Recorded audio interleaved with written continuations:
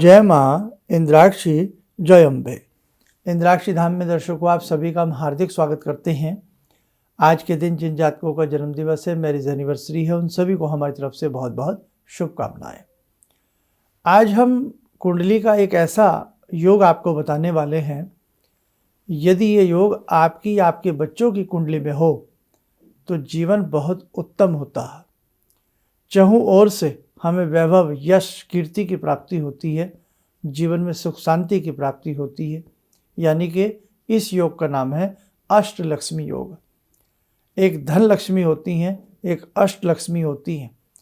शरीर जिनका स्वस्थ है, ये आपके शरीर का भी धन होता है, बहुत बड़ा धन होता है। जब शरीर नहीं रहता तो व्यक्ति का निधन हो जाता है। शरीर धन, बहुत बड़ा धन। मन की शांति, बहुत बड़ा धन। मन की व्याकुलता दूर हो, शांति प्राप्त हो, बहुत बड़ा धन होता है। यानी कि हमें लक्ष्मी जी की प्राप्ति तो हो, लेकिन लक्ष्मी जी की प्राप्ति के साथ साथ हमें सुख, शांति, मानसिक शांति, शारीरिक स्वस्थता, हमें सब कुछ भगवती की कृपा से प्राप्त हो। उस योग को कहते हैं अष्टलक्ष्मी योग। हो सकता है आपके बच्चों की कुंडली में हो, ये आपकी कुंडली में भी हो सकता है। इसका फल गोचर के हिसाब से भी मिलता है और ये देखना बहुत सरल है। आप स्वयं अपने बच्चों की कुंडली में इस योग की पहचान कर सकते हो, समझ सकते हो। तो कैसे देखेंगे अभी समझाऊंगा। कार्यक्रम को पूरा ध्यान से सुनिए, समझिएगा। आइए पहले आज का हम पंचांग देखें। 16 जनवरी सन 2025, दिन बृहस्पतिवार, संवत 2081, माघ का महीना, कृष्ण पक्ष, तिथि आज तृतीया है और कल चतुर्थी है। संकष्टहर चतुर्थी है, जिसे हम संकटा चौथ भी कहते हैं। तो कल भगवान श्री गणपति का व्रत रहेगा, विधि विधान से पूजा करिएगा। इसके लिए हमने पूरा एक विशेषांक एपिसोड बना दिया है, उसे आप सब लोग ध्यान से सुन करके कल की पूजा कर सकते हो। नक्षत्र आज का आश्लेषा है, राहु काल 1:30 से 3 है और दिशाशूल है आज की दक्षिण दिशा। ये जो हम आपको दिशाशूल या राहु काल बताते हैं, ये प्रतिदिन के हिसाब से अलग अलग होता है।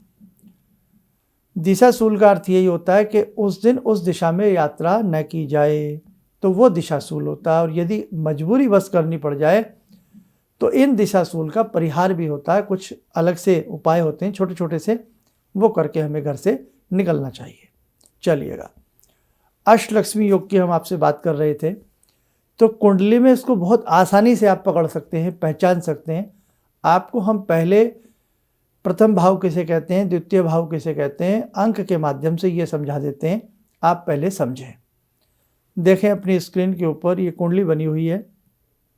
मेष लगन की कुंडली है, जहाँ तीर का निशान है, 1 नंबर है, इसे मेष कहते हैं। ये मेष लगन की कुंडली है। प्रथम भाव से लेकर के द्वादश भाव इसके अंदर हमने भरे हुए हैं। अब इसमें 2 चीज़ें आप पकड़ लें, अभी समझ लें। छठा भाव, छठे स्थान, देखो जहाँ तीर का निशान है, ये है कुंडली का रिपु स्थान, यानी कि छठा भाव। कौन सा घर? छठवां घर, 6th हाउस। ऐसे ही अब तीर का निशान दोबारा देखें, यह है कुंडली का 10th हाउस, कुंडली का 10th भाव। कौन सा? 10th भाव। अभी 2 बातें ध्यान रखना, भी समझाने वाला हूँ। 6th हाउस और 10th हाउस, छठवां भाव और 10वां भाव कुंडली का अष्टलक्ष्मी योग को बनाता है। कैसे? आपने अभी ये नोट कर लिया इतनी बात। अब देखिएगा, अब हम बिना भाव के, इसमें कोई हम अंक नहीं लिख रहे हैं, कोई नंबर्स नहीं लिख रहे हैं। जहां हमने छठा भाव आपको बताया था, यहाँ राहु बैठा हो। देखो ध्यान से, तीर का निशान है, एरो है, ये राहु यहाँ उपस्थित है। और इसी कुंडली के 10वें भाव में जुपिटर, बृहस्पति उपस्थित है। यानी कि किसी की जातक की कुंडली हो, आपकी हो, किसी की भी हो, छठे भाव में राहु हो और 10वें भाव में बृहस्पति हो, अगर ये स्थिति है और शुभता की स्थिति हो, तो ये अष्टलक्ष्मी योग बनता है। ऐसा जातक सरल स्वभाव का होता है, शांत प्रिय होता है, जल्दी से किसी से झगड़ेगा नहीं, लड़ेगा नहीं, फालतू बोलेगा नहीं। बचपन शर्मीलेपन में गुजरता है। 4 व्यक्तियों में जब ये व्यक्ति बैठता है, थोड़ा संकोचाता है, शर्माता है, शर्मीले टाइप का व्यक्ति होता है, अंतर्गुणी व्यक्ति होता है, अंदर अंदर बहुत कुछ सोचता रहता है, लेकिन शांत प्रिय के साथ साथ शांति को पसंद करने वाला भी होता है। किसी के निजी जीवन में हस्तक्षेप नहीं करता, किसी के जीवन को रुकावटों से नहीं भरता, उसे किसी के जीवन में से कोई विशेष मतलब नहीं होता कि किसी के अच्छे खासे चलते चलाते जीवन में वो टांग अड़ाए या हस्तक्षेप करे। अपने जीवन को शानदार तरीके से जीने वाला ऐसा व्यक्ति होता है और यशस्वी होता है। जीवन में जैसे जैसे ऐसे व्यक्ति की आयु बढ़ती है, धन की प्रचुरता बढ़ती है, धन की मात्रा बढ़ती है, बस एक ही चीज़ है कि वो अपने धर्म पर चले, यानी कि भक्ति भाव ऐसे व्यक्ति को सदा करते रहना चाहिए। अगर ऐसा व्यक्ति अष्टलक्ष्मी योग में तो पैदा हुआ है लेकिन भक्ति भाव से वंचित है तो इस योग का फल उसे कमज़ोर मिलेगा। यह भी ध्यान रखने वाली बातें होती हैं। अब ठीक है, हम किसी पोस्ट के ऊपर हैं और उस पोस्ट की गरिमा को ना समझें तो बात नहीं बनती है ना। तो इसीलिए ध्यान रखें, अगर आपके बच्चों में या आपकी कुंडली में ये योग है तो अच्छे से अपनी मंत्र साधना को, अपनी गुरु साधना को, अपनी इष्ट साधना को आप अच्छे से करिएगा। इस योग का भरपूर लाभ मिलेगा। कई बार अनेकों लोगों से आपने सुना होगा कि आपके बच्चों की कुंडली में गज केसरी योग है, सुना होगा ना। और फिर ये भी आपने कहा होगा रोते रोते, हमें तो इसका कोई लाभ नहीं मिला। हर योग का एक दूसरा पहलू भी होता है। सिक्के के दो पहलू, हेड और टेल, दोनों से ही मिलकर के उस सिक्के की वैल्यू है। ये हमेशा ध्यान रखना। दोनों तरफ हेड हो जाएगा नहीं चलेगा, टेल हो जाएगा नहीं चलेगा। ऐसे ही गज केसरी योग भी हो या कोई भी कुंडली का योग हो, उसके साथ साथ हमें ग्रहों की दशा, महादशा, अंतरदशा और बहुत सारी चीज़ों को देख करके कुछ विशेष उपाय ऐसे जातक को देने चाहिए, तब उस योग का सार्थक फल उसे प्राप्त होता है। सोने का भले ही कलश हो लेकिन उसमें कोई अशुभ चीज़ भरी हो तो उसकी महत्ता घट जाती है। ऐसे ही बेटे ध्यान रखना, जीवन के बड़े सुंदर सुंदर योग आपकी कुंडलियों में होते हैं लेकिन कई बार उन्हें हम बिगाड़ लेते हैं।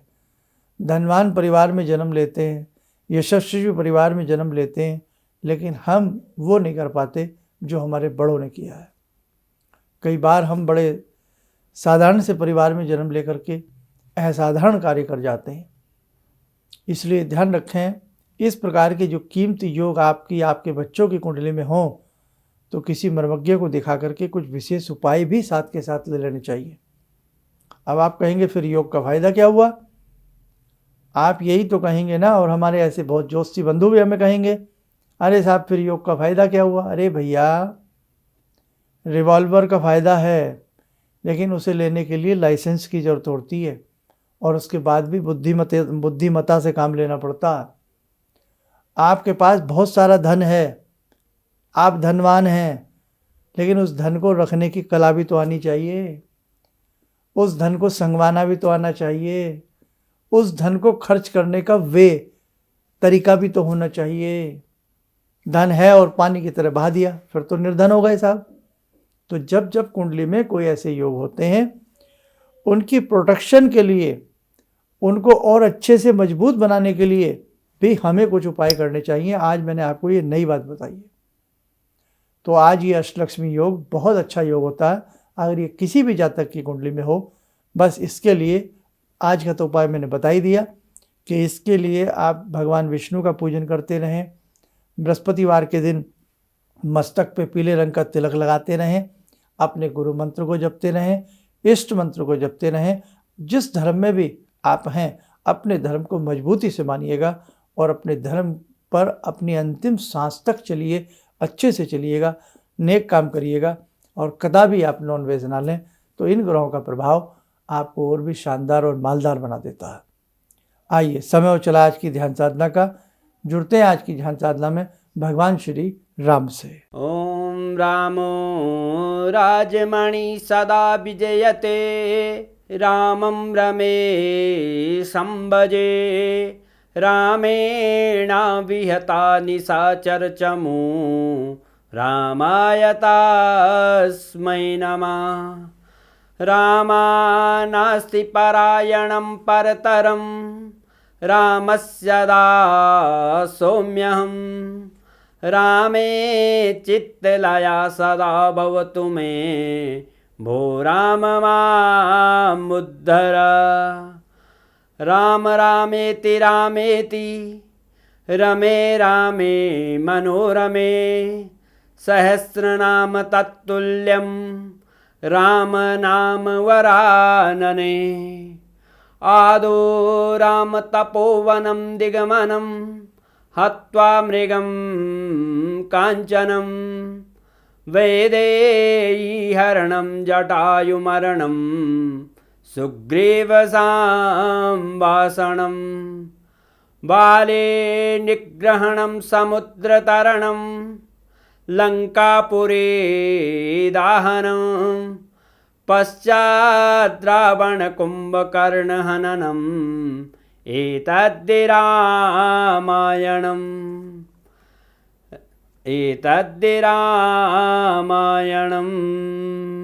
कवच बना लें, ध्यान करें, राम जी का शुभ आशीष हम सबके ऊपर बरस रहा है।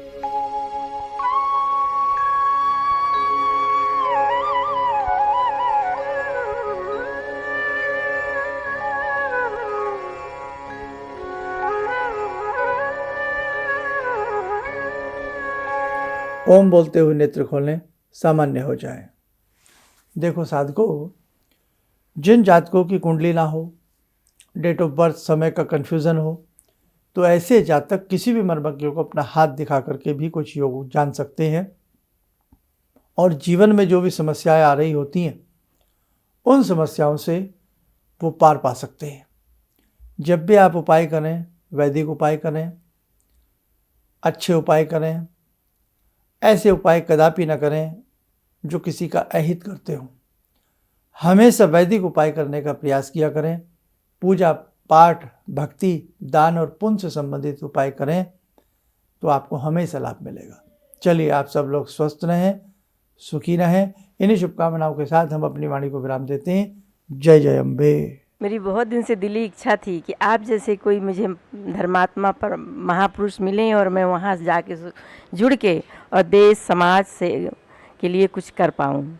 कई चीज़ें हैं समाज में, समाज सेवा में भी मन में वो शांति नहीं मिली। जैसे आप समझ सकते हैं कि बहुत सारी गड़बड़ियाँ भी रहती हैं। आज का अनुभव यही है कि मुझे आस लगता है कहीं सही रास्ता मिल गया है, सही मंजिल मिल गई है। जो मैं करना चाहती थी शायद अब मैं कर पाऊँगी। किसी भी समस्या के समाधान के लिए मिले प्रसिद्ध हस्तरेखा एवं वास्तु विशेषज्ञ प्रोफेसर धर्मेंद्र शर्मा जी से। नोट: शिविर में भाग लेने हेतु एवं व्यक्तिगत रूप से मिलने के लिए कॉल करने का समय सुबह 10 बजे से शाम 6 बजे तक।